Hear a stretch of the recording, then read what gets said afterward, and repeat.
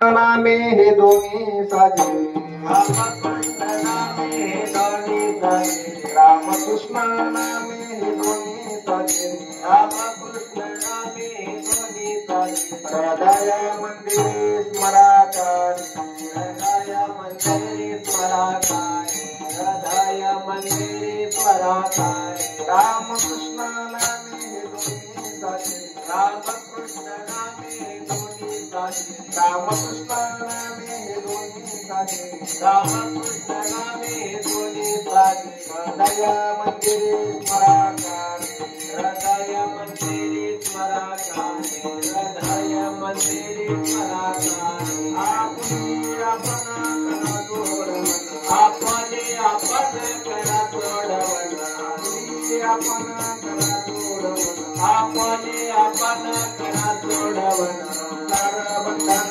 तोडावे संसार बंधन तोडावे संसार बंधन तोडावे ज्ञानेवा ध्यानी रामकृष्ण माळा ज्ञानदेवा ध्यानी रामकृष्ण माळा ज्ञानेवा ध्यानी रामकृष्ण माळा ज्ञानदेवा ध्यानी रामकृष्ण माळा काही जिवाळा त्रिमूर्ती राया हृदय जिवाळा त्रिमूर्तिराया हृदय जिवाळा त्रिमूर्तिराया आपणे आपण करा सोडवण आपले आपण करा सोडवण आपणे आपण करा सोडवण आपले आपण करा सोडवण संसार बंधन तोडावे संसार बंधन तोडावे संसार बंधन तोडावे विठोबार तुम्हारी विठोबार कुमारी विठोबार तुम्हारी विठोबार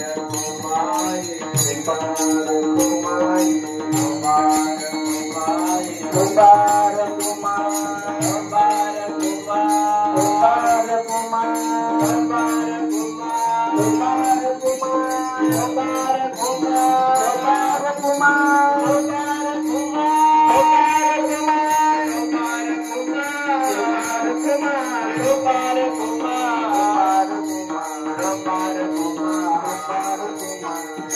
कृष्ण नामे दोन्ही साजे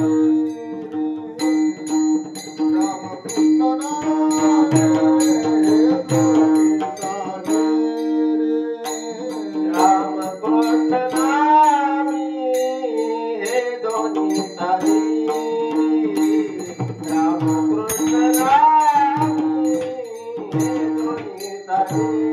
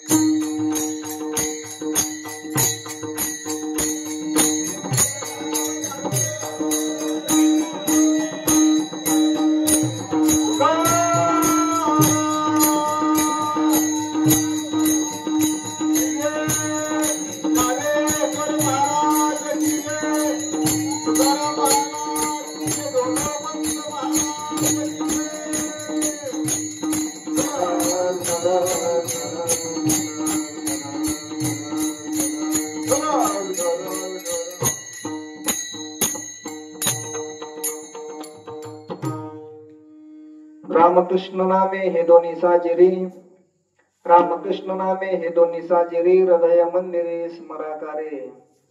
आपुले आपण करा सोडवन, संसार बंधन तोडा वेगी. ज्ञानदेवा ध्यानी रामकृष्ण माळा, ज्ञानदेवा ध्यानी रामकृष्ण माळा, हृदय जिवाळा श्री मुरलीदया. आपुले आपण करा सोडवन, संसार बंधन तोडा वेगी. विठ्ठल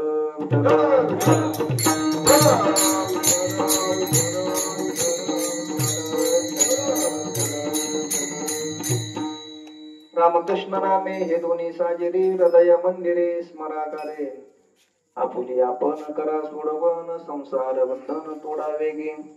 प्रथम नमन करू गणनाथा, उमाशंकराची सुता, चरणावरी ठेवणे माता, साष्टांगाला दंडवत. दुसरे वंदो सारजा, जे चतुरात्माची आत्मजा, वाक सिद्धी पाविले सहजा, तया चरण मुजा दंडवत. आता वंदो देव ब्राह्मण, त्यांचे निपुण्य पावन, प्रसन्न होते श्रोते जन, तया नमन दंडवत. आता वंदो रंगभूमिका, कीर्तने उभे होते लोका, टाळ मृदंग श्रुते देखा, तया नमन दंडवत.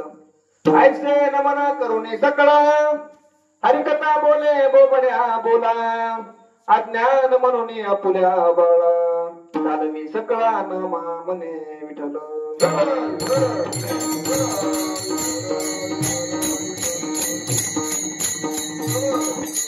महायोग पिटे तटे भीमरथ्यम वर्म पुंडरिकाय दातो मुनींद्रहि, समागत्य तिष्ठं तमानंद कंदम, परब्रह्मलिंगम भजे पांडुरंगम.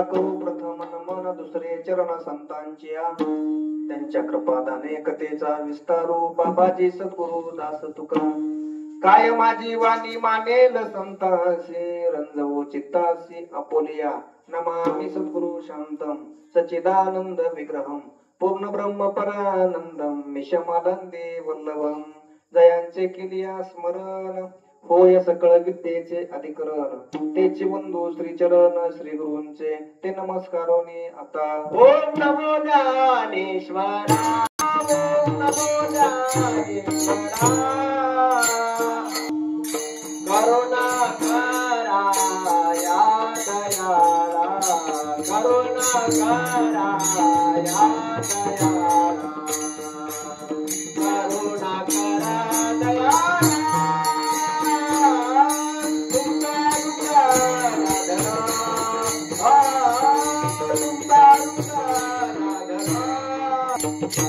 ओम नमो ज्ञानेश्वरा करुणा करा दयाळा तुमचा अनुग्रह लादलो पावन झालो चराचरी एका जनार्दनी तुमचा दास त्याची आस पुरवावी नमो सद्गुरु तुकया ज्ञानदीपा नमो सद्गुरु सच्चिदानंद रूपा नमो सद्गुरु भक्त कल्याण मूर्ती नमो सद्गुरु भास्करा पूर्ण कीर्ती ज्या ज्या स्थळी है मन जाय माझे त्या त्या स्थळी है निज रूप तुझे मी ठेवितो मस्तक ज्या ठिकाणी तेथे तुमचे सद्गुरु पाय दोन्ही ज्या संगतीने विराग झाला मनोदरेचा जडभास केला साक्षात परमात्मा मज भेटविला विसरू कसा मी गुरुपादुकाला धन्य प्रताप पायाचा माझ्या सद्गुरु रायाचा माझ्या सद्गुरु रायाचा माझ्या सद्गुरु रायाचा धन्य प्रताप पायाचा माझ्या सद्गुरु रायाचा प्रताप पायाचा माझ्या सद्गुरु रायाचा उत्तराई त्यांचे पाय माझे डोई त्यांचे पाय माझे डोई त्यांचे पाय माझे डोई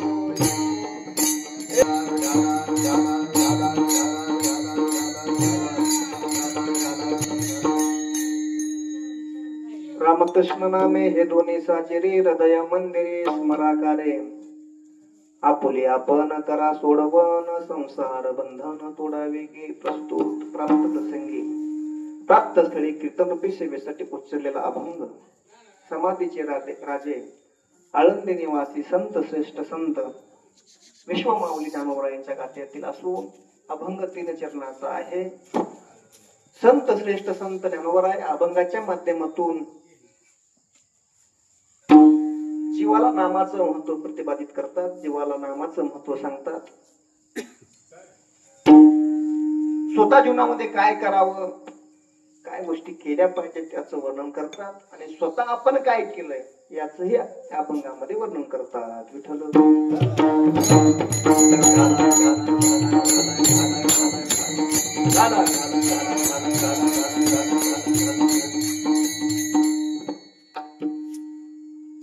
प्रस्तुत कीर्तन रूपी सेवेला प्रारंभ करण्यापूर्वी परिहार देणं वक्त्याचं कर्तव्य असतं आणि त्या न्यायाप्रमाणे आज या ठिकाणी वैकुंठवासी हरिभक्ती परायण प्रातस्मरणीय सुखदेव महाराज कोळी दादा यांच्या 4थ्या मासिकाच्या निमित्तानं 4th मासिकाच्या निमित्तानं आयोजित असल्याचं हे नामचिंतनाचं प्रायोजन नामसंकीर्तन सोहळा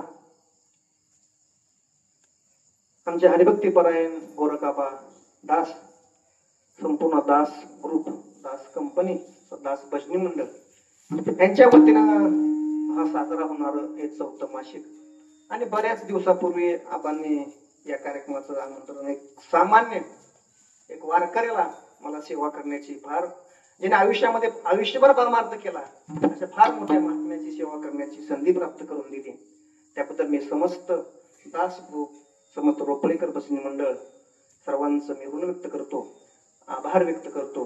आज या कीर्तन सेवेसाठी साथसंगत देण्यासाठी उपस्थित सर्व गावातील गावकरी भजनी मंडळ माझ्यासोबत हरिपरकाळे महाराज, हरिभक्तीपरायण उत्तम महाराज, हरिभक्तीपरायण जमजाळ महाराज, हरिभक्तीपरायण वाघमारे महाराज, हरिभक्तीपरायण मृदंगाचार्य श्रीकांत महाराज, समस्त गावकरी भजनी मंडळ, भाविक भक्त मंडळी, दादावर प्रेम करणारे सर्व गावकरी मंडळ, दादांचे काय शिष्य मंडळ, दादांचे काय अनुयायी, दादांच्या परिवारातील, दादांच्या कुटुंबातील, त्यांचे असणारे कन्या, त्यांचे असणारे नातू, या सर्वांच्या वतीनं सुरू असलेलं योग्य यथार्थ अशा प्रकारचं हे नामचिंतन विठ्ठल.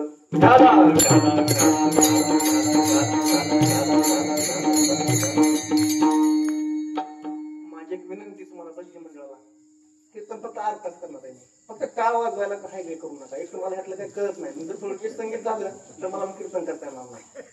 एक अर्धा तास फक्त टाळ फुटू द्या, फुटलं तर घरचा कार्यक्रम आहे, घरच्या घरगुती कार्यक्रम. असं का मी बाहेर लांब नको, आळंदीवरनं पुण्यावरनं असं काय नाही.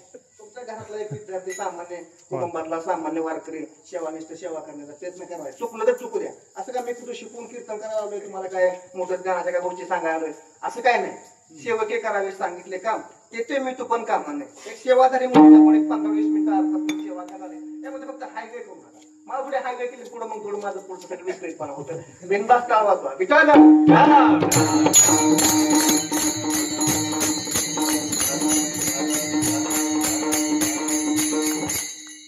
आणि गेल्या 4 महिन्यापूर्वी आपल्या गावचं वैभव सर्वात ज्येष्ठ कीर्तनकार, ज्यांनी स्वतःच्या आयुष्यामध्ये फक्त परमार्थ केला आणि समाजाच्या हितासाठी, समाजाच्या कल्याणासाठी आपल्या संसारात सुद्धा विचार केला नाही. संसाराच्या नावे घालून या शून्य वाढता हा पुण्य धर्म केला. या न्यायाप्रमाणे आयुष्यभर या मार्गामध्ये कसं भक्त परिवार वाढेल, या मार्गामध्ये कसे साधकांची संख्या वाढेल, या मार्गामध्ये कशी भक्त भाविकांची मांदियाळी वाढेल, यासाठी स्वतंत्र आयुष्य खर्च घातलेले गुरुवरे दादा.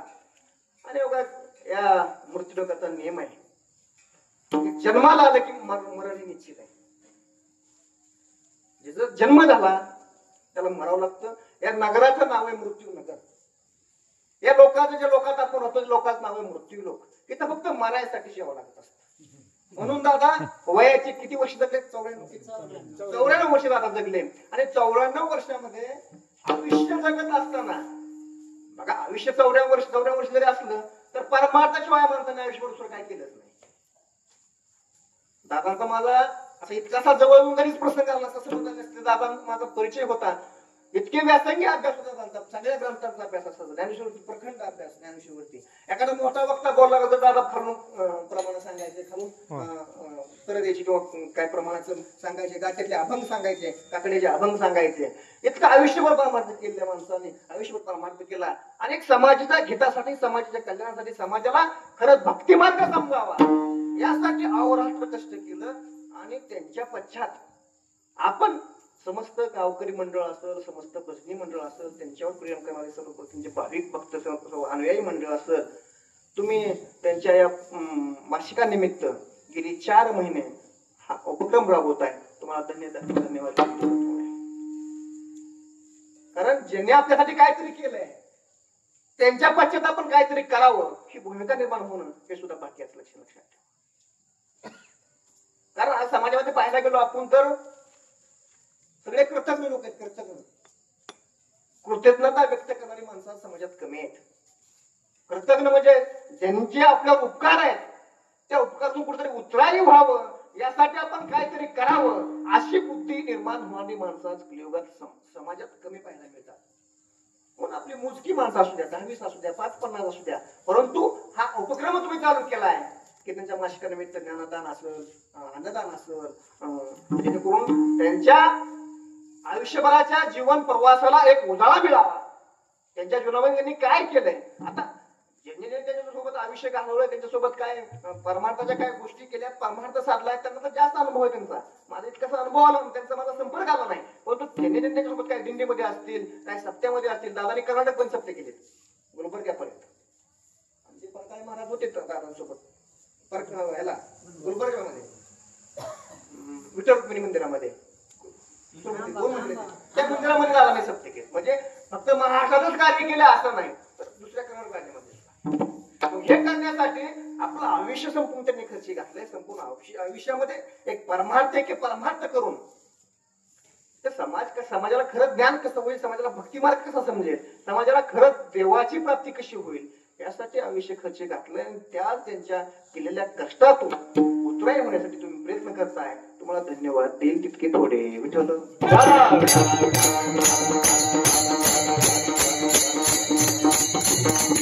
म्हणून याच निमित्तानं आज त्यांच्या मासिकाच्या निमित्तानं जे कीर्तन आपण आयोजित केले त्या कीर्तन सेवेसाठी ओटलेला अभंग ज्ञानोबारायांचा आहे. ज्ञानोबारायांच्या गात्यातील आहे. हा अभंग 3 चरणाचा आहे. हा अभंग 3 चरणाचा आहे. सर्वांच्या पाठाचा आहे, सर्वांच्या परिचयाचा आहे. अभंग ज्ञानोबारायांचा आहे, पण 3 चरणामध्ये ज्ञानोबारायांनी वेगवेगळे मुद्दे मांडले. पहिल्या चरणामध्ये ज्ञानोबांनी रामकृष्ण नामाचं महत्व सांगितलंय. पहिल्या चरणामध्ये रामकृष्ण नामे हे दोन्ही साजिरे हृदय मंदिरी स्मराकारे. राम आणि कृष्ण हे नाम कसं साजिर आहे, कसं गोजिर आहे, कसं चांगलं आहे याचं वर्णन संत श्रेष्ठ ज्ञानोबांनी पहिल्या अभंगात केलंय. दुसऱ्या अभंगामध्ये थोडासा उपदेश केलाय.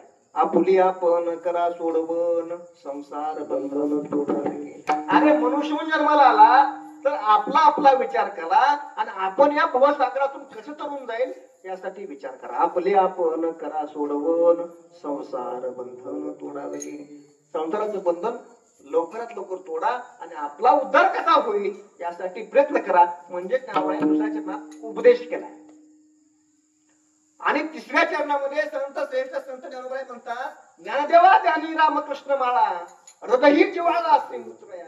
जे तुम्हाला मी करायला सांगतोय कोणतं राम आणि कृष्ण नामाचं हृदयामध्ये स्मरण करायला सांगतोय, आपली आपण सोडवण करायला सांगतोय, त्या गोष्टी मी अगोदर केल्या. ज्ञानदेवा ध्यानी रामकृष्ण माळा मी अगोदर केलंय. हृदयी जिव्हाळा श्रीमूर्तीराया आपुली आपण करा सोडवण संसार बंधन तोडावे की विठ्ठल.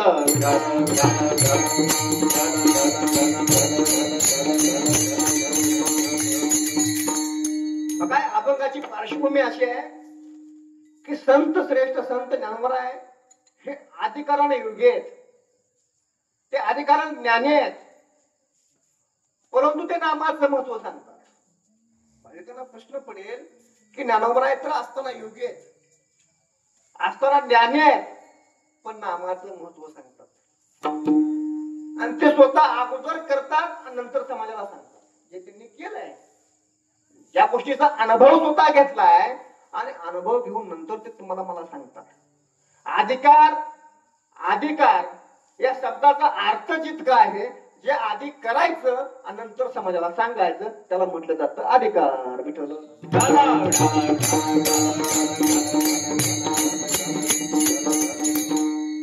आणि योग पुरुष असणारे, ज्ञानी महात्मा असणारे, ज्ञानाचा सागर असणारे संत श्रेष्ठ ज्ञानोबराय नामाचं महत्व सांगतात. बघा आपल्या हिंदू धर्मशास्त्रामध्ये, आपल्या हिंदू धर्मामध्ये देवाला किती नाव आहेत? 1000 नाव आहेत देवाला. 1000 नाव आहेत.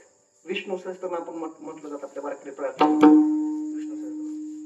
देवाला 1000 नाव आहेत, पण त्या 1000 नावामधल्या फक्त 2च नावाला देवाने महत्व ज्ञानोबरायांनी विशेष अशा प्रकारचं महत्व दिलं. 1000 देवाची नाव आहेत, पण राम आणि कृष्ण ही 2च भगवंताची नावं अशी आहेत की त्या नावानं या जीवाचा उद्धार होऊ शकतो. विठ्ठल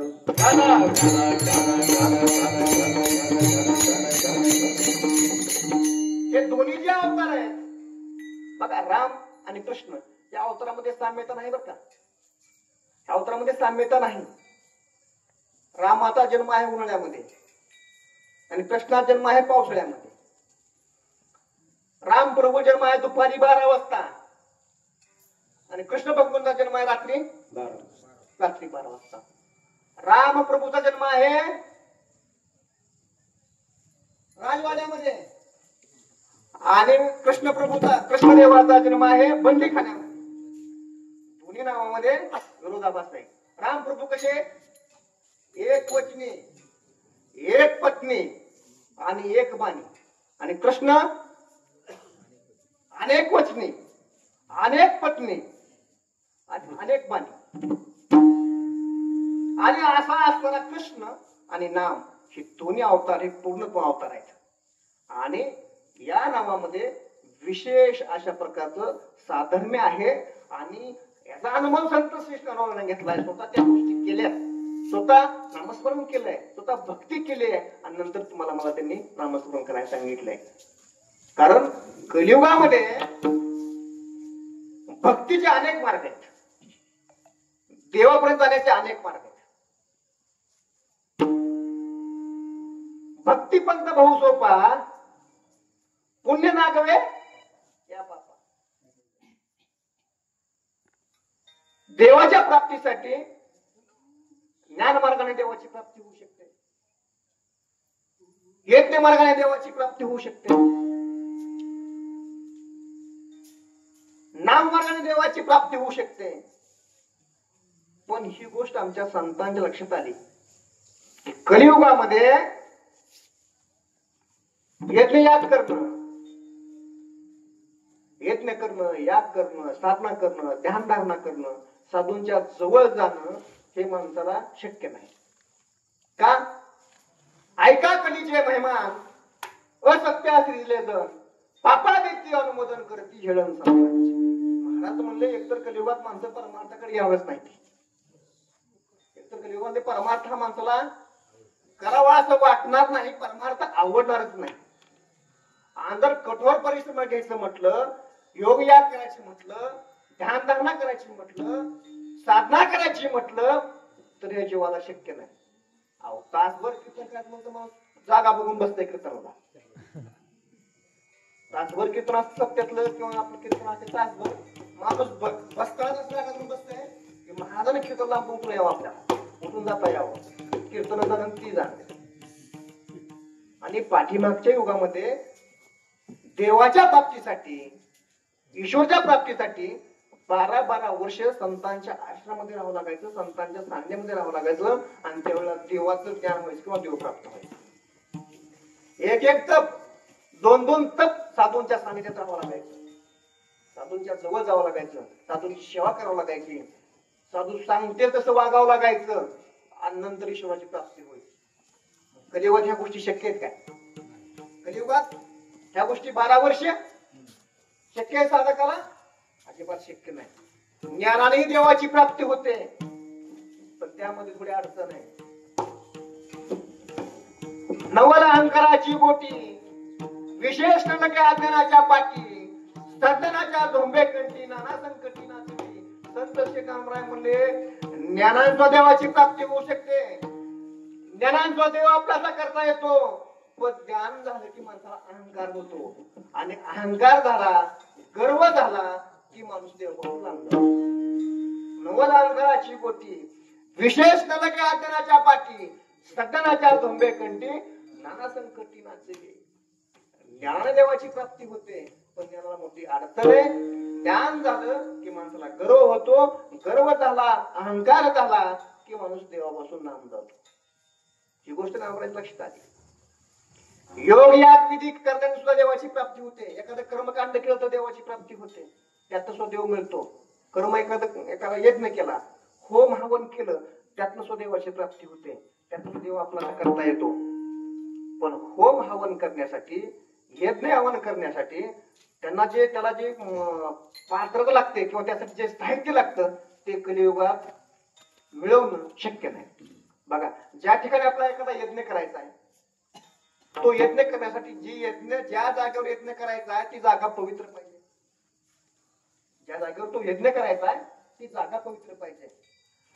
जो यज्ञ करायचा आहे त्या यज्ञाचा विधी तुम्हाला मला आला पाहिजे. त्याला यज्ञ करायचा, त्या यज्ञासाठी लागणारं साहित्य, सामग्री आपल्याकडे प्राप्त असली पाहिजे. एखादा यज्ञ जर प्राप्त करायचा म्हटलं, एखादा यज्ञ पूर्णत्वाकडे न्यायचा म्हटलं तर महाराज सांगतात तो यज्ञ पूर्ण होण्यासाठी जितका वेळ तो यज्ञ चालतोय त्या यज्ञामध्ये हत्तीच्या सोंड इतकं देशी गायच्या तुपाची धार त्या यज्ञात लावावी लागते.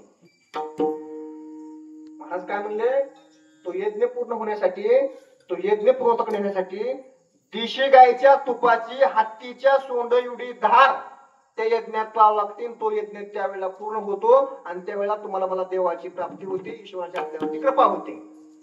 आता कलियुगात तूप, आमचा वारकरी तूप म्हणतो म्हणजे चूप 700 रुपये किलो आहे तूप. एखादा वारकरी जर म्हणला पंक्तीला महाराज तूप, लोक म्हणते चूप 700 रुपये किलो आहे तूप, कुठं तूप पंक्तीला, दाल दावा पडते लोक पंक्तीला. आणि मग हत्तीच्या सोंड इतकं तूप देशी गायचं. महाराजांनी शब्द घातला की ती देशी गाय पाहिजे, इंग्रजी गाय नाही, ब्रिटिश आपली हिकाली नसली गाय नाही पाहिजे. आपली कोणची म्हणतात ती गाय, जर्सी गाय नाही पाहिजे. जर्सी गायचं तूप मिळते, त्यात देशी गाय. देशी गाय तर कोणाच दारात आहे, देशी गाय कोणाला बघायला मिळते, तूप कुठे मिळणार देशी गाय.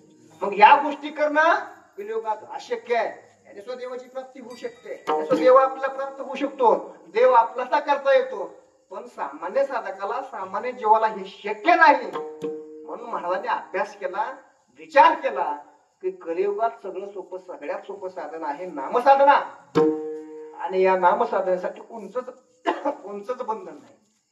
काळ वेळ नाम उच्चारिता नाही, दोन्ही पक्ष पाही उत्तर. हरिमुखे म्हणा, हरिमुखे म्हणा, पुण्याची गणना कोण करी. असो आणि संसारी जिभे वेगू करी, वेदशास्त्र उभारी पाहिजे सदा. नामस्मरण करण्यासाठी कोणतंच बंधन नाही. घटनट या रे, शुद्ध होणी जा रे, दौंडी पिटी भावे चोका मेळा.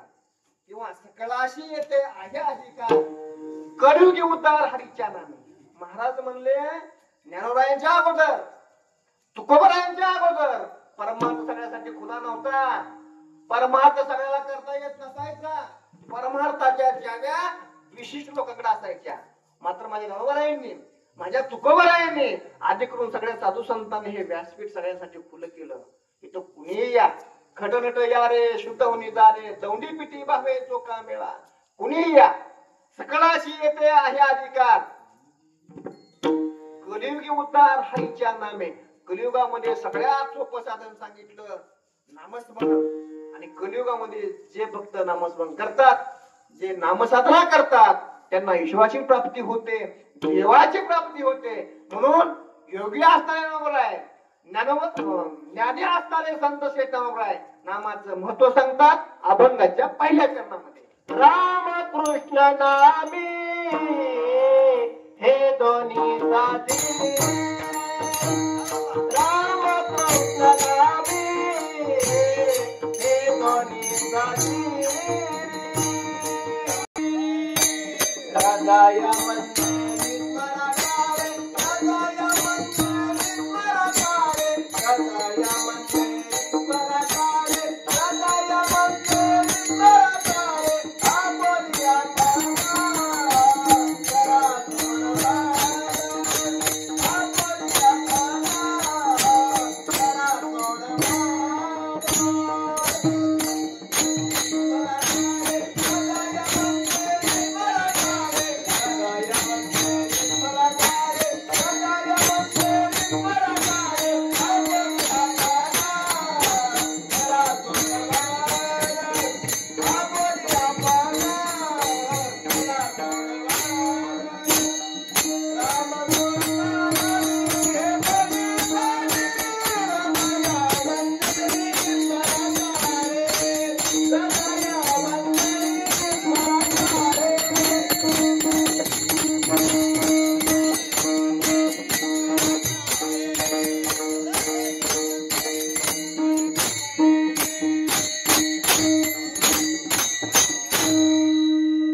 सेवेसाठी उच्चरलेल्या अभंगाच्या आणि पहिल्या चरणामध्ये संत श्रेष्ठ संत ज्ञानोबराय, रामकृष्ण नामे हे दोन्ही साजिरी, हृदय मंदिरी स्मरा करे.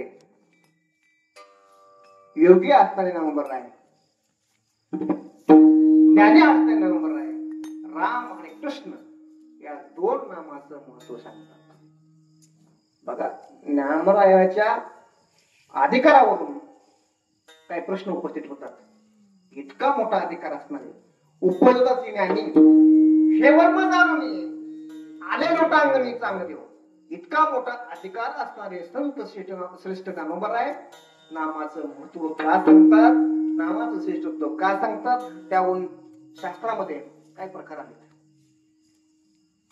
4 प्रकार आहेत. एक पहिला वर्ग आहे आज्ञानातल्या आज्ञेने. पहिला वर्ग आहे आज्ञानातल्या आज्ञेने. दुसरा वर्ग आहे आज्ञानातल्या ज्ञानी. तिसरा वर्ग आहे ज्ञानातल्या आज्ञेने. आणि चौथा वर्ग आहे ज्ञानातले ज्ञानी. पहिला वर्ग आहे आज्ञानातल्या आज्ञानी. मला काय कळत नाही हे पण ज्याला कळत नाही, मला काय कळत नाही हे पण ज्याला कळत नाही, त्याला म्हटलं जातं आज्ञानातले आज्ञानी. दोन मित्र गावाला निघाले परगावाला फिरायला. फिरायला जात असताना त्यावेळेला काय वाहनाची व्यवस्था नव्हते. पण त्यांना नदी पार करून पलीकडे जायचं होतं. नदी पार करून नदीतून पलीकडे जायचं म्हटलं तर ती नाव आहे, नावेतून पलीकडे जावं लागतं. नदीला पूर होता पाण्याचा. दोन्ही मित्र चालले आणि त्या नावेमध्ये बसले. आपला मुद्दा चाललाय आज्ञानातले आज्ञानी. आणि प्रवासाला निघाले, नावेमध्ये बसले. आणि पहिला मित्र दुसऱ्या मित्राला म्हटला, अरे आपण नावेत बसलोय, आपण नावेतून पलीकडे चाललोय, पण त्या नावेला होल पडलंय, त्या नावेला बोळ पडलंय. आणि त्या बोळातून त्या चित्रातून जर पाणी आलं तर नाव बुडल, नाव बुडलं तर आपण बुडल, आणि आपण बुडलं तर आपण जाईल यात वाहत. ते म्हणला गबस. दुसरा काय म्हणला गबस. कुठं आपल्या बाबाची नाव पाण्याने घेतली, आपण बुडली तर बुडली त्याची बुडली, पण नाव बुडल्यावर आपण बुडणार आहे हे ज्याला कळत नाही त्याला म्हटलं आज्ञातल्या.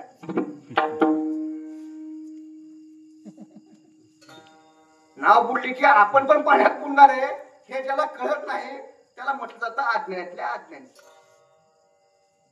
आपल्याला काय कळत नाही हे पण ज्याला कळत नाही त्याला म्हटलं जातं आज्ञातल्या आज्ञानी. आपला पहिला मुद्दा संपला. दुसरा मुद्दा आज्ञानातले ज्ञानी. आज्ञानी आज्ञानीच पण थोडं ज्ञान असं आमच्या सारखं. थोडं कुठंतरी काहीतरी सद्गुरू कृपेने, देवाच्या कृपेने, ईश्वराच्या कृपेने कुठेतरी काहीतरी ऐकायला मिळेल असतं, कुठेतरी ऐकलं असतं. पाठीमागचं पुण्य फळले बहुत दिवसा भाग्य होते असा तसा साधारण कृपा झाल्यामुळं कुठेतरी काहीतरी थोडं येड वाकडं बोलायचं संधी मिळते, सवय थोडं अधिकार मिळतो. आज्ञानीत असतो आम्ही, पण वासनात लंगडी काय त्याचा प्रकार आज्ञानी. पण थोडं ज्ञान, थोडं थोडं किंचित ज्ञान झालेलं असतं. आणि त्या ज्ञानावरती थोडं तो आव्हान तो जरा करतो, मग त्याला म्हटलं जातं आज्ञानातला ज्ञान. आज्ञानेचं पण थोडं जरा थोडं मोजकं आपलं ज्ञान झालं ज्ञान. दुसरा मुद्दा संपला. आणि तिसरा मुद्दा ज्ञानातल्या आज्ञानी. ज्ञानी परंतु आज्ञानी.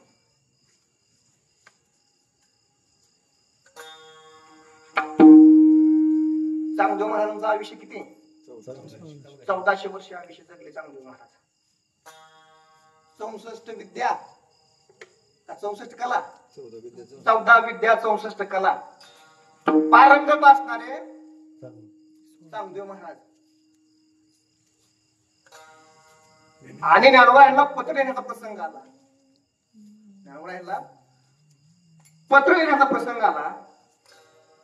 म्हणले दंडवत घालावा तर माझं वय 1400 वर्षे, ज्ञानोबाईचं वय 16 वर्षे.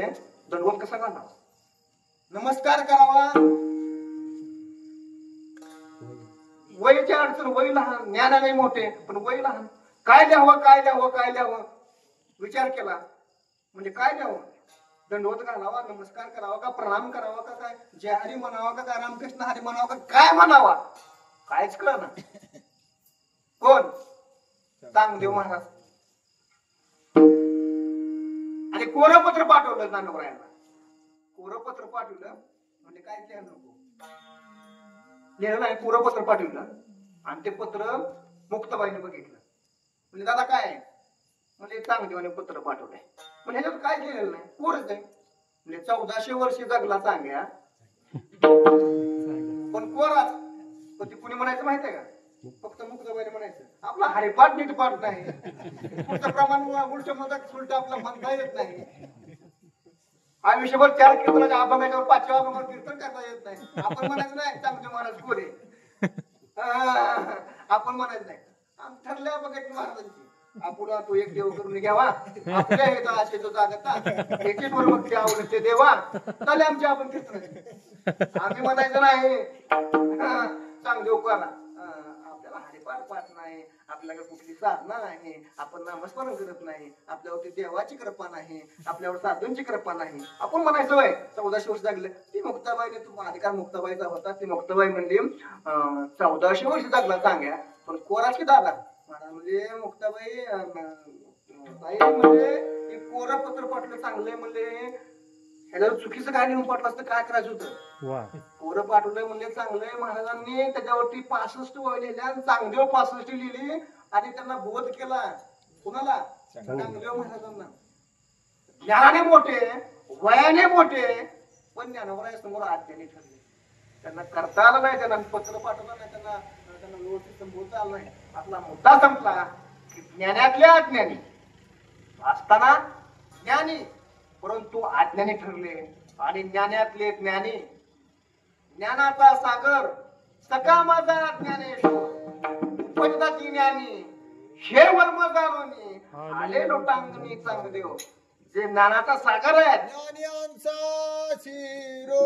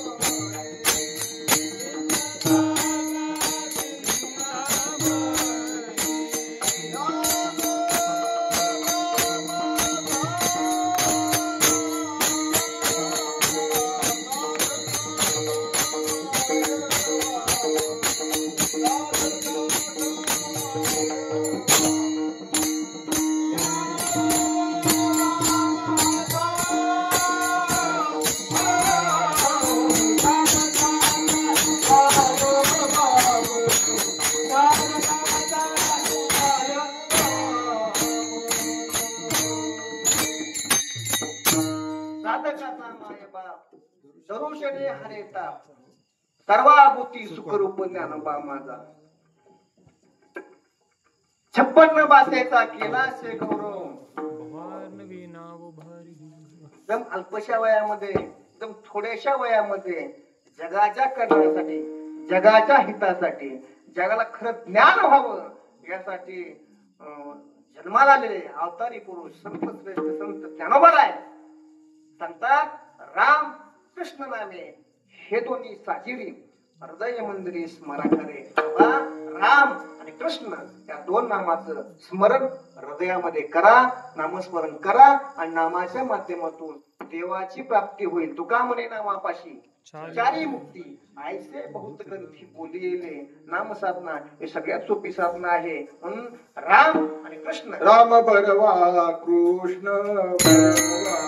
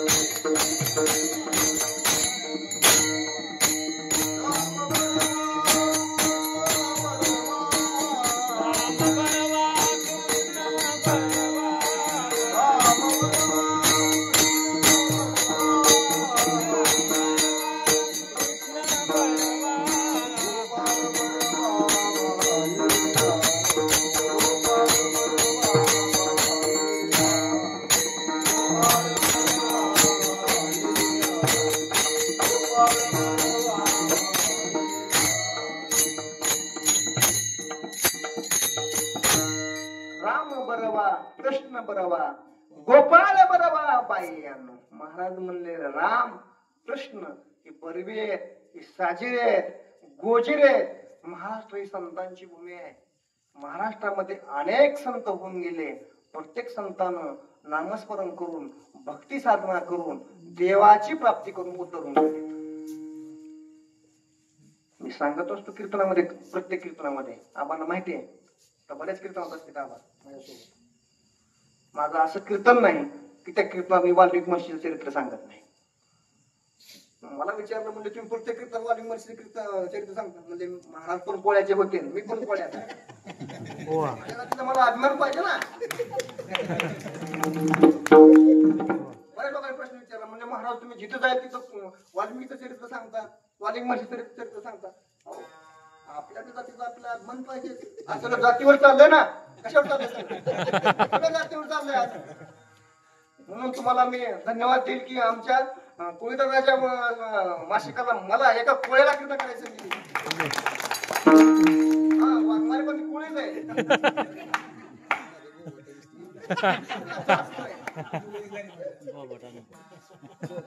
एका कोळी महाराजांची सेवा करा, एका कोळी महाराज बोललो धन्यवाद म्हणून सहज नामस्मरण करून कुणी उतरून जाईल, कुणी उतरून जाईल. पण आमचा वाल्मिक महर्षी इतकं पाप केलं, इतकं पाप केलं, इतकं पाप केलं की 7 रांजण भरले. माणसं मारून एका जीवाची हत्या केली की 1 दगड टाकायचा रांना. एका जीवाला मारलं की 1 दगड टाकायचा. असे 7 रांजण भरले. कुणी माझ्या पळे जेजुरीपाशी वालमून गाव आहे. तुम्ही सगळी साधक मंडळी तुम्ही बघितलं असेल. दिंडी आपल्या मार्गाने जाते. जेजुरीच्या पुढेच वालमून गाव आहे. वाल्यापर्यंत डोंगरात गाव आहे आणि तिथं आज पण ते रांजण पाहायला मिळतात. रांजण म्हणजे काय बारके नाही बरं का ते रांजण 7-7, 8-8 फुटाचे आपल्या हाताला पण येत नाही. इतके मोठे रांजण आहेत. 7-7, 8-8, 10-10 फुटाचे रांजण. आणि तसले रांजण वाल्याकोळी 7 रांजण भरले. 7 रांजण प्रत्येक जीवाची हत्या केली. 1 दगड टाकायचा, 1 दगड टाकायचा. आणि त्याला खरा योग आला साधूंच्या भेटीचा आणि त्याला भेटण्यासाठी नारद महर्षी गेले. कारण बघा जेव्हा खरं आपलं पुण्य फळाला येत असतं त्यावेळेला खऱ्या साधूची भेट होत असते बरं का. आणि साधूचं महत्व आपल्या संतांना लक्षात ठेवा. साधू कळत नाही. पुण्य फळाले भाऊता दिवसा, पुण्य फळाले भाऊता दिवसा, भाग्य उदाया जाता, भाग्य उदाया जाता.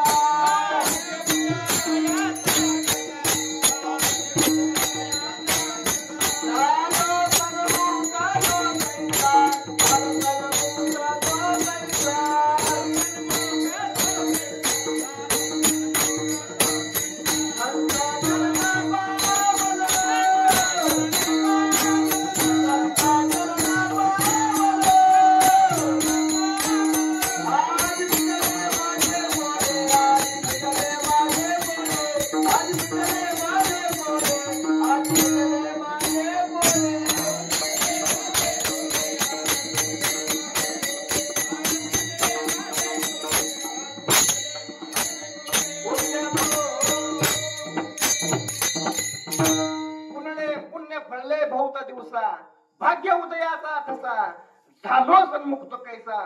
संत चरण पावलो. खऱ्या साधूंची भेट होण्यासाठी, खऱ्या संतांची भेट होण्यासाठी आपल्या जवळचं पुण्य आपलं फळावं लागतं. त्यावेळेला साधूंची भेट होत असते.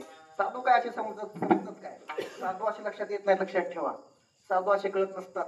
साधू करण्यासाठी फार दूरदृष्टी लागते, फार मोठी बुद्धी लागते. नदी समुद्र नव्हे पैगा, पाषाण म्हणून लिंगा, संत नव्हती जनासारखी ते. महाराज म्हणजे संत माणसात राहत असतात, सगळे माणसारखं वागत असतात, सगळं माणसारखं त्याचं जीवनचरित्र चाललं असतं. पण लक्षात येत नसतात साधू म्हणजे. साधूंची लक्षण लक्षात येत नसतात, कळत नसतात. आमचे दादा बघा, सामान्य साधं राहणं, एकदम साधं. फेटाचा असं सहज गुंडाळ आहे डोक्याला. साधं राहणं, सतत स्वतः पंचांग होते उपरणं, साधं धोतर पितर, साधं बोलणं, साधं राहणं. कोणाला त्यांचं संदर्भ कळलं नाही. पण अभ्यास इतका होता, इतका पाठांतर, इतका अभ्यास, बोलायचं काम नाही. मोठा वक्ता जर रोपड्याच्या कोळी महाराज म्हणलं की त्याला वचक बसायचं. आणि त्या गोष्टीचा मला कुठं फायदा होतो बरं का आबा खोटं सांगा त्या गोष्टीचा मला कुठं फायदा होतो जर बाहेरगावी कुठं कार्यक्रम गेलो विचारलं माझं नाव म्हणजे कोळी महाराज रोपल्याचे हो आमचेच महाराज होतो कुठं फायदा या गोष्टीचा होतो फायदा आणि जे संत असतात जे साधू असतात ते असे कळत नाही आणि असे सहजासहजी भेटत नाहीत ते स्वतःला कधी आपल्या स्वतःची जाहिरात पाहिजे स्वतःच आपलं ज्ञान ते आपल्या ज्ञानावरती पांघरून घालतात ते झाकून टाकतात जे आपल्या कळते समाजासाठी कधी मिलं ज्ञान आहे मिलं हुशार आहे ते दाखवत नसतात स्वतःचा उद्धार कसा होईल स्वतःचं आपलं आत्मकल्याण कसं होईल यासाठी प्रयत्न करतात आणि त्याच ज्ञान गेली 94 वर्ष दादांनी स्वतःचं कार्य केलं लक्षात ठेवा स्वतःच्या उद्धारासाठी समाजाच्या कल्याणासाठी आणि या वाल्याला साधूंची भेट होण्यासाठी बराच काळ गेला 7 रांजण भरले दगड टाकून माणसं मारून आणि मग त्यावेळेला त्याला वाल्मिक महर्षींची भेट झाली आणि त्याच्याकडे भेटायला गेल्यानंतर त्याला वाटलं गिरायक आलंय मला तो त्यांना मारायला लागला त्याला मुद्दा चाललाय की नामस्मरण कसंही करा देवाची प्राप्ती होते रामकृष्ण नामे हे दोन्ही साजे आणि तो वाल्या कोळी मारायला लागला कुणाला नारद महर्षीला नारद महर्षी म्हणजे निश्चित मारल्यानंतर माझं दुमत नाही मार तुझं काम आहे तू तुझं कर्तव्य कर पण तुझे कर्तव्य करतोय तुझी तर जीवाची हत्या करतोय तू जीवाला मारतोय नेमकं कशासाठी चाललंय कोणासाठी करतोय वाल्या मला हे सांगायचं आला काय माझ्याकडे आता मला कळतंय मला सगळ्या गोष्टी अरे तू कुणासाठी करतोय या गोष्टी कसं कुणासाठी मारतोय अरे म्हणजे मला पत्नी आहे मला मुलं आहेत मला आई आहे मला बाप आहे माझं कुटुंब आहे आणि त्या कुटुंबाचा उदरनिर्वाह करणं त्या कुटुंबाचं पालन पोषण करणं ते माझं कर्तव्य आहे ते कर्तव्य बजावतोय मी अरे महाराज म्हणजे तू निश्चित करण्याबद्दल माझं दुमत नाही पण ह्या पापा तुझ्या घरची कोण जबाबदार तुला माणसं सामायिक आहेत का हे जबाबदार राहतात का ह्याचा अभ्यास कर आणि निश्चित मला मार वाल्या म्हणला ना मी त्यांना विचारत होतो तू इथं निघून जा नारद महर्षी म्हणले मला झाडाला बांधून ठेव विचारून परत माघारी ये आणि नंतर मार वाल्याने त्या नारद महर्षी झाडाला बांधलं आणि घराकडे गेला पहिल्यांदा वडिलाकडे गेला वडिलांना विचारलं बाबा दररोज मी जीवाची हत्या करतोय चोऱ्या करतोय दरोडे घालतोय अनेक जीवाला मारतोय आणि ह्या पापामध्ये तुमचा काय संबंध लागतोय का किंवा तुम्ही या संबंधाला या पापाला तुम्ही जबाबदार आहे का बापाने सांगितलं बाबा एकदा बापाची पण मुलाला आली की बापाचं कर्तव्य संपलं तू तिकडे माणसं मार चोऱ्या कर दरोडा घाल तिकडे काय करा तिकडे फक्त आमचा विचार कर आम्हाला काय घेऊन माझ्या थोडा जागा झाला आणि पुढे आईकडे गेला आईला विचारलं अगं आई दररोज मी लोकांना मारतोय दररोज चोऱ्या करतोय दरोडे घालतोय अनेक जीवाची हत्या करतोय नको नको ते वाईट कृत्य करतोय आणि या वाईट कृत्यामध्ये या पापामध्ये तुमचा काय सहभाग आहे का तुमचा हिस्सा आहे का काय आई म्हणले बाबा याचा आमचा काही हिस्साचा काही संबंध येत नाही आमचं आता वय झालंय मुलाचं कर्तव्य आपल्या मुला आई बाप्पाला सांभाळणं तू कसं सांभाळतो तू सांभाळ आमचं यात काय आमचा संदर्भ लागत नाही तू तुझं पाप आणि तुझं पाप तुला तुझं पुण्य तुला आमचा त्याचा संदर्भ लागत नाही वाल्या थोडा जागा झाला आणि पत्नीकडे गेला आणि पत्नीला विचारलं अगं म्हणले मी दररोज इतकं वाईट काम करतोय नको नको त्या गोष्टी करतोय अनेक जीवाची हत्या केली 7 रांजण भरले म्हणले माणसं जीवाची हत्या करून प्राणी मारून आणि त्यात तुझा काय हिस्सा वगैरे आहे का तू काय जबाबदार त्या गोष्टीला ती म्हणली महाराज आता ही गोष्ट नसते लग्नाच्या विचार करायचा असतो बाबा आपल्याला ह्या बायकोचं सांभाळणं होईल का मुलाबाळाचं सांभाळणं होईल का आता काय विषय असतोय म्हणले आता नसतं म्हणजे तुमचं कर्तव्य आहे बायकोचं पालन मुलांचं पालन पोषण करणं बायकोचं सांभाळ करणं तुमचं कर्तव्य तुम्ही तुमचं कर्तव्य पाळा आणि आमचं कर्तव्य पाळतो तुमचं पाप आणि तुमचं पुण्य तुमच्या सोबत आमचा त्या पाप पुण्याचा काही संदर्भ नाही माझ्या खडबडून जागा झाला आणि मुलांकडे गेला आणि मुलांना विचारलं बाबा इतकं वाईट कर्म करतोय इतकं वाईट दररोज जीवाची हत्या करतोय आणि ह्यामध्ये तुमचा काय सहभाग वगैरे मुलं म्हणले बाबा आमचा काय संदर्भ लागत नाही ते तुमचं वाईट कर्म चांगलं कर्म तुम्ही आमचा काय संदर्भ लागत नाही वाल्या आला नारद महर्षींच्या चरणावरती समर्पित झाला नारद महर्षी सांगितलं आता मला यातनं मुक्त करा मला नको नको त्या गोष्टी केल्या आयुष्यभर ज्या गोष्टी करायला पाहिजे त्या गोष्टी केल्या नाहीत नाही ते वाईट कर्म केलंय नाही ते पाप केलंय यात मला मुक्त करा फक्त मी एकटाच आहे आता माझ्यासोबत कुणी नाही फक्त निमित्ताला सगळी नाती स्वार्थासाठी आहेत पत्नी स्वतःसाठी आहेत मुलं स्वतःसाठी आहेत आई वडील स्वतःसाठी आहेत माझ्या पापामध्ये कोणाचा संदर्भ लागत नाही. फक्त आता मला यातून मुक्त कसं करायचं याचा विचार करा. महाराज म्हणले फक्त राम राम म्हण. नागमूर्ती म्हणले दुसरं कायच करू नको, फक्त राम राम राम असं म्हण. राम राम म्हणायला लागला वाल्या आमचा, पण आयुष्यभर मारामाऱ्या केलेला तो मारा मारा मारा मारा उलट म्हण लागला. आणि राम राम म्हणता म्हणता मारा मारा म्हणता राम राम म्हण लागला. इतकं नामस्मरण झालं, इतकं नामस्मरण झालं. केले रामायण रामादी कोळीयाची कीर्ती घन, केले रामायण रामादी. इतकं संत इतकं पवित्र असं नामस्मरण आहे. ते नामस्मरण केलं आणि हा आज वाल्याचा वाल्मिकी झाला. का तर रामकृष्ण नामे हे दोन्ही साजेरी हृदय मंदिरी स्मरा करे. असं सुंदर अशा प्रकारचे नाम आहे राम आणि कृष्ण. तुम्ही कसंही घ्या, तुम्हाला ते पुण्य देते. नामाचे दोन फायदे, नामस्मरण करण्याचे दोन फायदे. एक, नामाने पुण्य साचतंय. नामाने काय होतंय, पुण्याचं संघटन होते, पुण्य प्राप्त होतंय. आणि नामाने पाप जळतंय, पापच राहत नाही. नाम घेता उठाउटी होय संसाराची तुटी, ऐसा लाभ बांधा गाठी विठ्ठल पायी पडे मिठी. इतकं नामस्मरण की पर्वत स्वजळते. नाम घेता विठोबाचे पर्वत नाम विठोबाचे,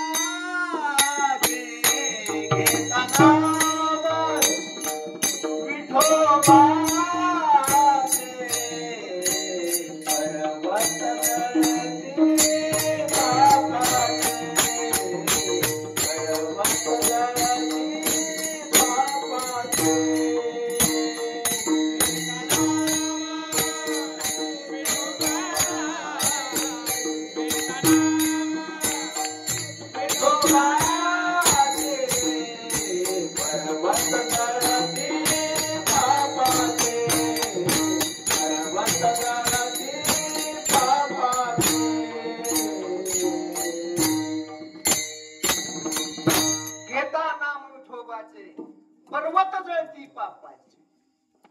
पापाचे पर्वत जळून भस्म होतात. इतकी ताकद, इतकं सामर्थ्य नामात आहे.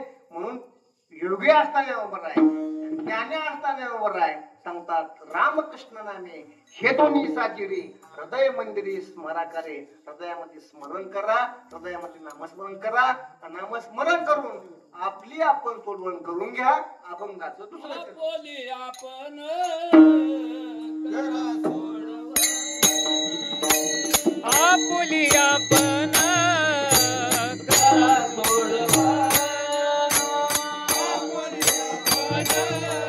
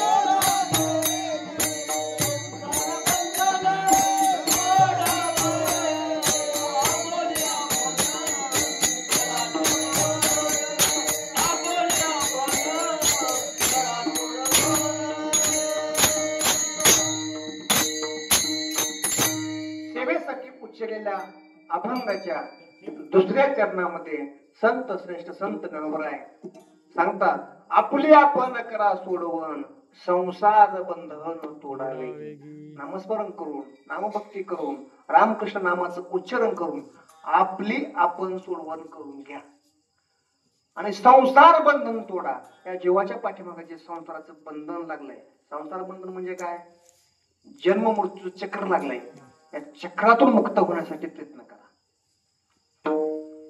कारण संसार बंधन असं आहे की सहजासहजी सुटत नाही आणि सुटण्यासाठी जीवाने प्रयत्न करणं गरजेचं आहे. कारण किती वेळा जन्माला यावे, किती व्हावे फजित म्हणून या जीव भ्याला शरंगीला विटोशी.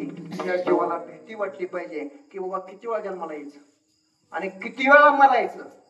कारण शास्त्रामध्ये तुकोबारांच्या गाथ्यामध्ये जन्माचं दुःख सांगितलंय. काय सांगू गर्भीच्या यातना मज भोगविता नारायणा. गर्भाची फार मोठी यातना आहे, फार मोठं दुःख आहे, ते भोगायला नको.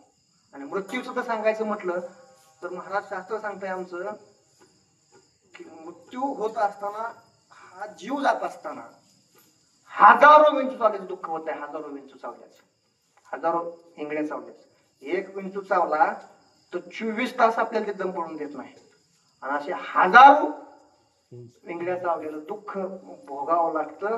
म्हणून आपले आपण आपला आपला विचार करा, आपला आपला विचार करा. कारण इथं प्रत्येकाने आपला विचार करायचा आहे. आपण इथं येताना काय आणलेलं नाही, इथून जाताना काय नेणार नाही. नाव सुद्धा आपलं हितलंच आहे बरं का. नाव सुद्धा आपलं पहिलं नव्हतं. उपजल्या बालकाची नाम नाही तयासी, ठेवल्या नावाशी हो देत होते. नाव सुद्धा हितच आलंय, नाव नव्हतं पहिलं. येताना फक्त आपण आपलं पाप, आपलं पुण्य आणि आपलं कर्म आपल्या सोबत घेऊन आलं. जिथं नावच आपलं नाही तिथं कुठं आपली जमीन, कुठं आपली बारी, कुठं आपली शेती, कुठं आपला बंगला, कुठं आपलं घर, कुठं आपली मुलं, हे आपलं काहीच नाही. नाही कुणाचे कुणी तुझे नव्हे रे कोणी, आणती जाशील एकल प्राण्या माझे माझे. बहीण कुणाची, भाऊ कुणाचे, कोण कुणाचे सखे सोय रे. मेल्या मागे सर्व राहील तुटतील धागे दोरे. प्राण्या मायेचा बाजार, प्राण्या मायेचा बाजार. एका जनार्दनी मनी धरा, हरिभजनाची गोडी. तरीच जन्मा येऊन करा, सार्थक मानव कुळी. प्राण्या मायेचा बाजार, प्राण्या मायेचा बाजार. कोणाचे घर, कोणाचे दार, सोडून संसार जाणे लागे. जाणे लागे अंती एकला एकट.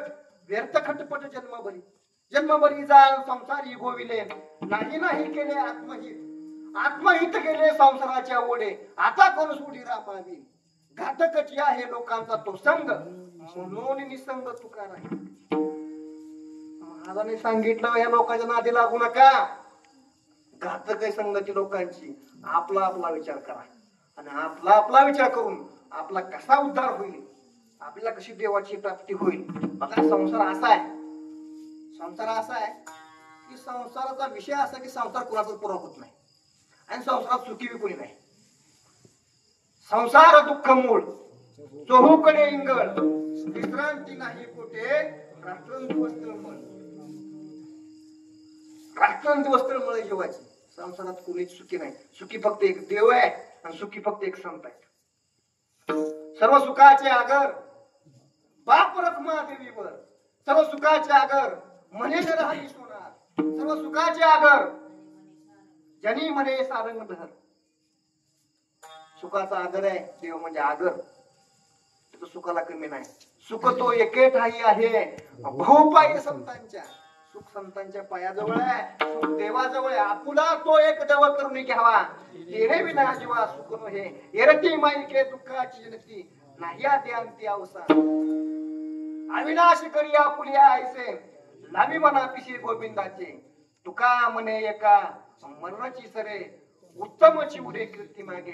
प्रत्येकाला मरायचंय, प्रत्येकाला हा देह ठेवायचा आहे, प्रत्येक जण जाणार आहे. पण जात असताना आपली पाठीमागे कीर्ती राहिली पाहिजे. जशी दादांची कीर्ती आज गेले दिगंबर विश्वर विभूती राहिला त्या कीर्तीच्या क्रमाची. आज ज्ञानोबाला जाऊन 750 वर्ष झाली, तुकोबाला जाऊन 450 वर्ष झाली. का त्यांचं नाव आहे आज उभारीला ध्वज ती लोकावरी ऐशी कीर्ती जयांची. अशी कीर्ती राहावी, अशी कीर्ती राहावी. आयुष्यभर आपलं नाव स्मरणात राहिलं पाहिजे. नाहीतर आजा मेला, पंजा मेला, बाप मसना गेला. देखत देखत नातू पण तोही तैसा झाला. अरे आपल्या आज्याने प्रपंच केलाय, आपल्या पंजाने प्रपंच केलाय. आपणही प्रपंच करतोय, आपणही मृत्यूदार झालोय. प्रपंच कुणाचाही पुरा झाला नाही, संसार कुणाचाही पुरा झालेला नाही. महाराज म्हणले आपली आपण करा सोडवण. आपला आपला विचार करा, आपली आपली सोडवण करण्यासाठी प्रयत्न करा. या जगातला आपलं कुणीच नाही. सगळी नाती स्वार्थासाठी आहे, सगळी नाती स्वार्थासाठी आहे. इथं जगात आपलं कुणीच नाही. एकटा आलो एकटा जाणार आहे. जात असताना फक्त आपल्यासोबत आपलं पाप आणि पुण्य असणार आहे. इथलं आपल्यासोबत काही येत नाही, आणि जरी येत असलं इथली लोक निघून देत नाही. लक्षात ठेवा, ती लोक निघून देत नाही. ती गुरुवर्य आमचे संजयानंद दानपुरी तात्या सांगतात, तात्या सांगतात स्वतीर्थांमध्ये की 10 कोटीचा बंगला बांधा, 10 कोटीचा. घरामध्ये फार मोठी मार्बल मारा, अमक करा, काचा लावा, काचाचा बंगला करा. पण या देहातून जर तुमचा जीव निघून गेला तर त्याची आंघोळ फक्त कशावर माहितीये का? त्या बंगल्यात नाही, त्या चिपाडावर आहे, त्या कडब्याच्या पिंजीवर आहे. आणि महाराज म्हणले आंघोळ तशी नाही म्हणले, पुन्हा बंगल्याचं दार जर असं असलं त्याचं तोंड इकडं. बंगल्याकडे कोण आता पण कोणी बघितलं का घराकडे कोण कोण आंघोळ घातली? का बरं? त्याचं कारण एक आहे की या बंगल्यात तुझा काय संबंध नाही, पुढे बघ. फार मोठ्या परंपरा आहेत आपल्या, फार मोठ्या परंपरा आहेत त्या. आपण या गोष्टी लक्षात घेत नाही. फार मोठ्या पूर्वजांनी फार मोठ्या परंपरा घातल्या. आंघोळ का बरं बंगल्याच्या विरुद्ध दिशेला? तर ह्या गोष्टीचा आपला संबंध राहत नाही. आपला देह एकदा सुटला, आपला यातनं जीव गेला की या बंगल्याचा, या जागेचा, या घराचा आपला काय संदर्भ राहत नाही. संपलं आपलं सगळं, सगळे हाती स्वतःसाठी. बघा आणखी एक गोष्ट सांगतो, अनुभव. आपण स्मशानभूमीत जातो, स्मशानभूमी एखादं निधन झालं आपण अंत्यविधीसाठी जातो. मग आता तिथे गेल्यानंतर आपण काय करतो? आपण काहीच करत नाही. आता तो एक मोठा भाग झालाय की मी अमक्याच्या मातीला यायचं, तुम्ही तमक्याच्या मातीला यायचं, गर्दी करायची, गप्पा मारत बसायची. तिथं जाऊन काय करतो? काय स्मशानात जायचं असतं का? माणसाला वैराग्य निर्माण, आपल्याला वैराग्य निर्माण झाला पाहिजे की बाबा तो आज गेलाय, उद्या मी जाणार आहे. आज त्याचा नंबर लागलाय, उद्या माझा नंबर लागणार आहे, आणि यासाठी स्मशानात जायची. बघा आपल्या परंपरा काय. तर आपण एखाद्या मातीला गेलो तर तिथल्या स्मशानातल्या आपल्यावरती, आपल्या मनावरती त्या विचाराचं थोडं व्हायब्रेशन होत असतं. आपल्याला वाटत असतं कालचा माणूस ना का, कालचा पोरगा आयुष्यभर परमार्थ केला, आयुष्यभर प्रपंच केला, चांगला वागला, पण गेला बरं का. आणि ते थोडे निगेटिव्ह विचार आपल्या मनावरती थोडे हे झाले असते. मग आपण त्याला अंत्यविधी करून घरी जातो. आणि घरी गेल्यानंतर आपण दारात, तो पण घरातली आपली माणसं बसली असते दारातच वाट बघत, आपल्या हात येऊन देत नाहीत, घरात येऊन देत नाहीत. बाहेर कपडे काढा, कपडे काढा, कपडे काढा. बाहेर पाण्याचा आवत ना अंगावर कपडे भिजायला घाला, कपडे भिजायला घाला. सगळे अंगावर सगळं कपडे काढून लावते, बाहेर पाणी देते, बाहेर आंघोळ करायला होते, बाथरूम आंघोळ जाऊन देतात. का? एखादं बेगर आवडले का काय होईल घरात, पण जाऊन देत नाही. त्याच्या पाठीमागे शास्त्र काय माहितीये का? जर त्या स्मशानातला विचार घेऊन जर घरात शिरला तरी प्रपंच करायचा, मनात जाऊन बसत. पण त्या स्मशानातला विचार जर मनात घेऊन बसला आणि घरात गेला तर हा घरात बसा नाही, तो मनात जाईल आणि स्वतःच कल्याण करून घेईल. म्हणजे माणसं हुशार, ती म्हणजे आंघोळ करा, आंघोळ करा, पहिला आंघोळ करा. आंघोळ केली तेव्हा जेव्हा बसते, जेव्हा बसते लागला कामा, विसरला माझी विसरून गेला, घरात ठेवत नाही. आणि ते कळण्यासाठी मशनात गेले की आंघोळ करायची. आता इथे वेळा मशनात जात नाही आपण, किती वेळा जातो गावात चक्र असते आपल्या गाडीवर, इकडं आपल्या तेवढ्या कोणा पळतो म्हणत नाही, आंघोळ करा म्हणून. तिथला गेले म्हणतात आंघोळ करा, कपडे भिजवा. कारण त्या विचाराचं व्हायब्रेशन आपल्यावरती होऊ नये, त्या विचाराच्या मनाशी घटित होऊ नये, तो विचार त्यांनी मनाशी पक्का करू नये, ते विचार तिथल्या ते सोडून द्यावा म्हणून आंघोळ. लक्षात ठेवा ही सगळी अति स्वार्थासाठी, ह्यातलं आपलं काहीच नाही. आपल्याला जायचंय म्हणून महाराज म्हणले आपला विचार करा, आपली आपण करा सोडवण. संसार बंधन तोडा वेगे, संसाराचं बंधन वेगे म्हणजे फास्ट, म्हणजे लवकर. कारण कोण दिवस येईल कैसा नाही देहाचा भरोसा. त्या देहाचा भरोसा नाही बरं का, की कधी संपल, कधी जाईल, हे कधी बंद पडेल गाडी, याचा भरोसा नाही. मी सांगत असतो तिथून कधी कधी ते आपला देह म्हणजे कसं माहितीये का, ते गॅस असतं ना, गॅस आहे बघा, आमच्या नाना बसले जायचे ना, चालू आहे पण गॅस संपतोय, ते म्हणजे संपला का गॅस, संपला, दुसरा गॅस, परत दुसरा करून आहे. तसं या जीवाचं चालू मध्ये गाडी बंद पडते, त्याचा भरोसा नाही, त्याला भरोसा नाही. म्हणून महाराज म्हणजे वेगे विचार करा, विचार करून परमार्थ करा, आणि परमार्थ करून स्वतःचा उद्धार करायचा प्रयत्न करा. आपला उद्धार कशाने होईल तर भगवान परमात्म्याच्या नामानं जी भक्ती आमच्या नामाने करायला सांगितली, जे भजन नामाने केलं ते भजन करा. विठोबा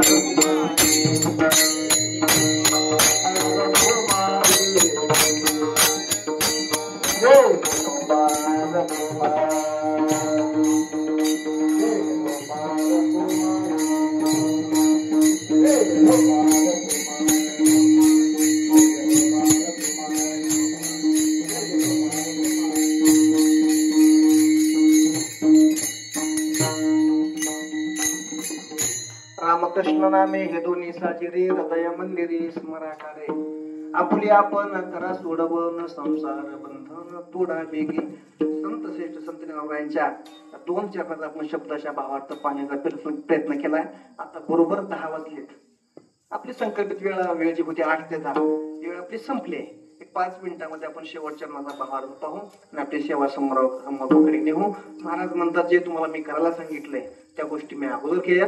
सद्गुरु कृपेने त्या गोष्टी करण्याचा प्रयत्न केलाय. अभंगाचा शेवट. ज्ञान देवा गाणे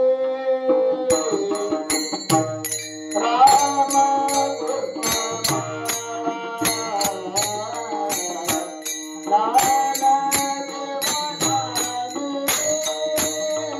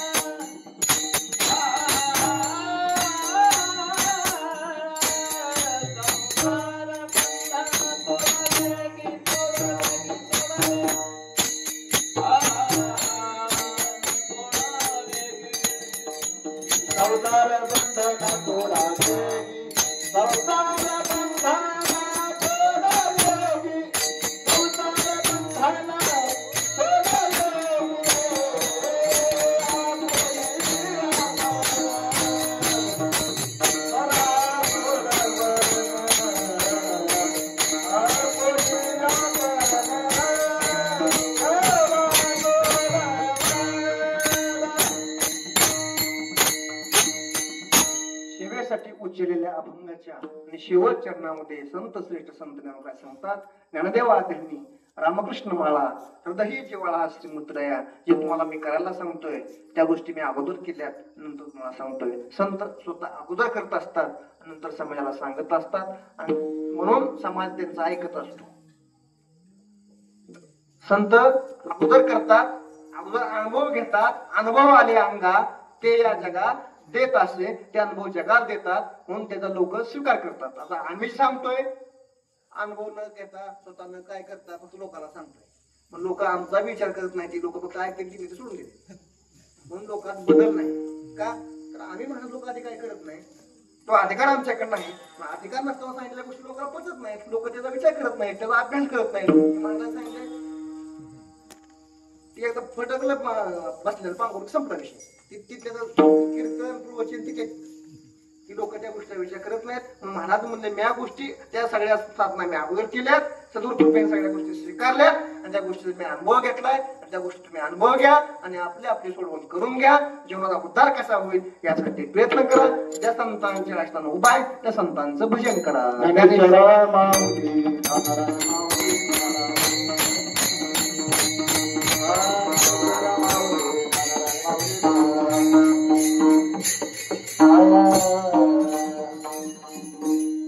रामकृष्ण नामे हे दोन्ही साजिरे मंदिरी समानाकारे आपुली आपण करा सोडवण संसार बंधन तोडावे की. ज्ञानदेवा त्यांनी रामकृष्ण माळा हृदयाची माळा श्रीमूर्तीराया आपुली आपण करा सोडवण संसार बंधन तोडावे की. संत श्रेष्ठ या तीन चरणाचा आपण शब्दशः भावार्थ पाहण्याचा प्रयत्न केला. आपलं जे बरोबर आहे, जे तुम्हाला पटलं असेल, जे तुम्हाला खरं वाटलं असेल, ज्ञानोबरायांचा तुकोबरायांचा माझ्या गुरुवरायांचा आशीर्वाद आहे त्याचा स्वीकार करा. जे तुम्हाला पटलं नसेल, जे तुम्हाला भावलं नसेल, जे तुम्हाला खोटं वाटलं असेल, तो माझ्या अल्पशा बुद्धीचा दोष आहे. ते माझी मला परत करा.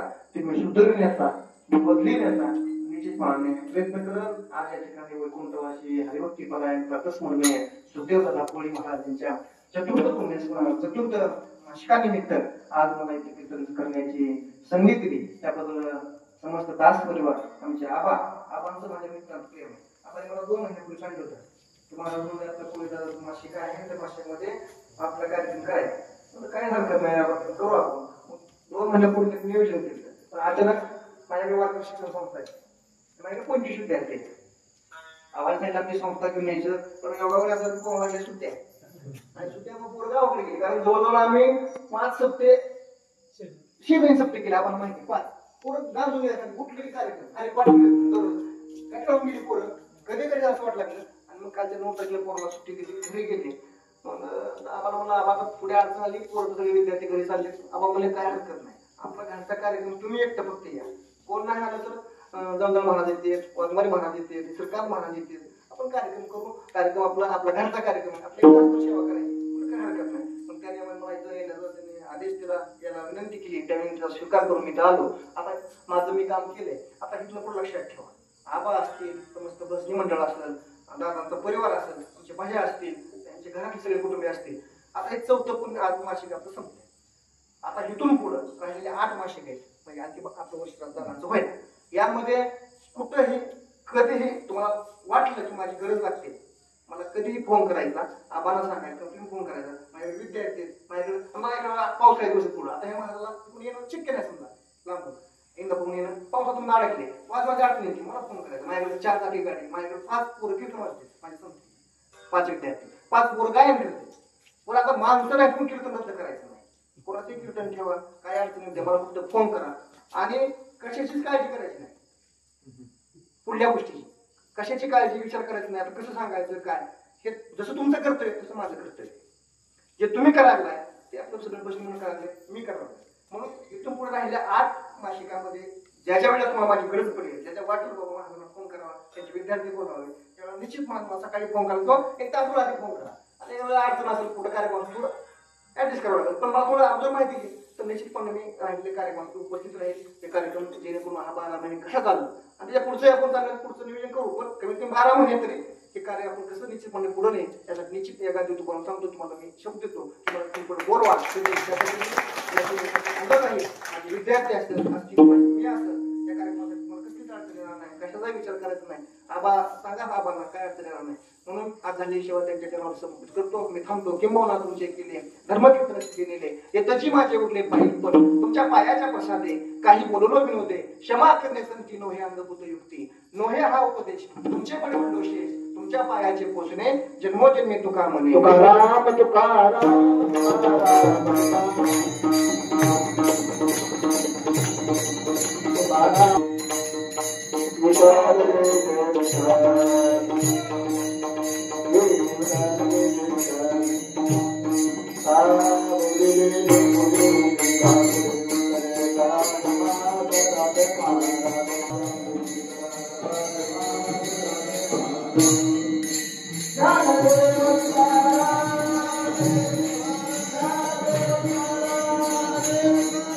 तुकाराम